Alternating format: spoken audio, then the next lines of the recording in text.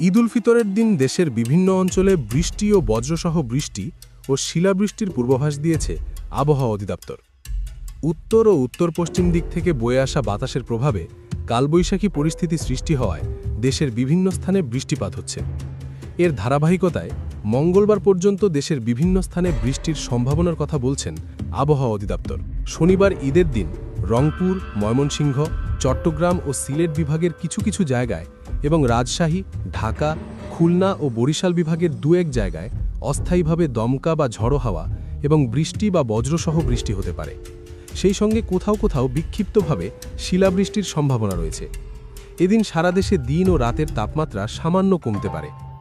ঈদের সকালে ঝড় বৃষ্টি হলে নামাজ পড়তে গিয়ে বিড়ম্বনায় পড়বে মানুষ। ঈদের বিকালের বেড়ানোও মাটি হতে পারে। আবহাওয়া অধিদপ্তর জানিয়েছে, শুক্রবার টেকনাফে দেশের সর্বোচ্চ ৩৩.১ ডিগ্রি সেলসিয়াস তাপমাত্রা রেকর্ড হয়েছে। সর্বনিম্ন তাপমাত্রা ছিল সৈয়দপুর ও রাজারহাটে ১৯ ডিগ্রি সেলসিয়াস। গত একদিনে মাদারীপুরে দেশের সর্বোচ্চ ৩৩ মিলিমিটার বৃষ্টিপাত রেকর্ড করা হয়েছে। ঢাকায় হয়েছে ১৭ মিলিমিটার বৃষ্টি। মঙ্গলবার পর্যন্ত দেশের বিভিন্ন স্থানে বিচ্ছিন্নভাবে বৃষ্টি, ঝড়ো হাওয়াসহ বৃষ্টি ও বজ্রবৃষ্টির পূর্বাভাস দিয়েছে আবহাওয়া অধিদপ্তর।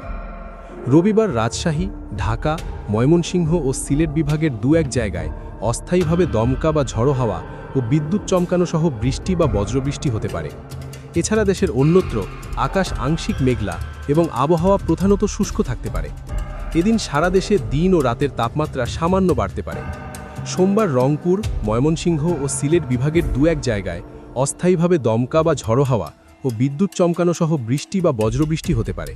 এছাড়া দেশের অন্যত্র আকাশ আংশিক মেঘলা এবং আবহাওয়া প্রধানত শুষ্ক থাকতে পারে। সারা দেশে দিন ও রাতের তাপমাত্রা সামান্য বাড়তে পারে। মঙ্গলবার রংপুর, ঢাকা, ময়মনসিংহ ও সিলেট বিভাগের দু-এক জায়গায় অস্থায়ীভাবে দমকা বা ঝড়ো হাওয়া ও বিদ্যুৎ চমকানো সহ বৃষ্টি বা বজ্রবৃষ্টি হতে পারে। এছাড়া দেশের অন্যত্র আকাশ আংশিক মেঘলা এবং আবহাওয়া প্রধানত শুষ্ক থাকতে পারে। সারা দেশে দিন ও রাতের তাপমাত্রা সামান্য বাড়তে পারে।